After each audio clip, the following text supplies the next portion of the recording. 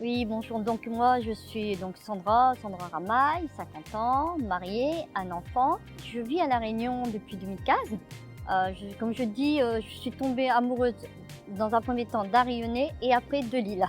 Et ce que j'adore ici, c'est que toute la végétation, tous les fruits et légumes qu'on a à portée de main. Et malheureusement, je me suis rendu compte qu'il y avait énormément de gaspillage et que nos agriculteurs sont obligés de jeter puisque leurs fruits et légumes ne correspondent pas aux critères esthétiques. Donc moi, vu que je suis surnommée Madame Géotoutou, chez moi il n'y a pas de gaspillage et surtout j'essaye de donner à manger sain à ma fille. Depuis que je suis maman, j'essaye de faire des choses locales, bon pour la santé. Donc m'est venue l'idée de faire avec le lait, de faire quelque chose de beau, et dégustatif, d'où est née la Gourmandise des Moches, une association.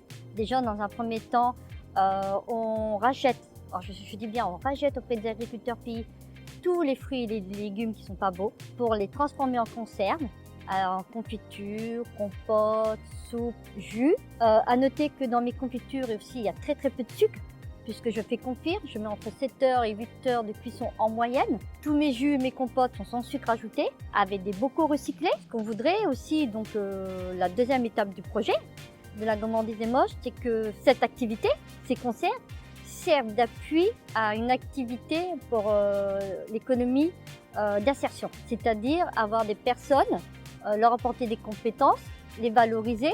Puis ces personnes ont aussi une plus-value, nous apportent une plus-value en travaillant les conserves. Ce qui m'a inspirée, c'est d'être maman et puis surtout, c'est que je passe des titres d'encadrant technique d'insertion et j'ai rencontré un groupe de femmes. Quand on voit ce qu'ils ont vécu, on se dit en 2023, c'est pas encore possible. Et puis moi-même, je suis porteur d'un handicap invisible. J'ai eu du mal à trouver un emploi. Donc je me suis dit j'ai créé mon propre emploi et puis ensuite quand j'ai rencontré ce groupe de femmes, ça m'a encore plus motivée en disant il faut monter quelque chose, il faut que l'association La Gourmandise des Moches serve vraiment d'appui pour aider les personnes mises de côté pour des valeurs handicap physique, handicap invisible, des personnes ça fait longtemps qui ne sont pas travaillées parce que comme des mamans qui s'arrêtent pour aider leurs enfants ou problèmes de mobilité aussi, il ne faut pas l'oublier. Que quand on habite dans les hauts, c'est difficile de descendre en bas.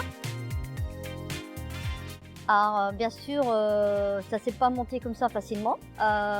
J'ai rencontré des projets déjà administratifs parce qu'au départ, donc je venais monter une entreprise d'insertion avec la conserverie bien sûr. Et donc j'ai créé le nom de la société. Même au départ, c'était Gardali. Gardali devait être une entreprise d'insertion, donc j'ai choisi un statut qui était SAS.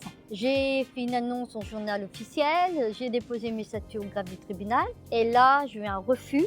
Donc après ce refus, je me suis posé les bonnes questions pourquoi je voulais monter ce projet.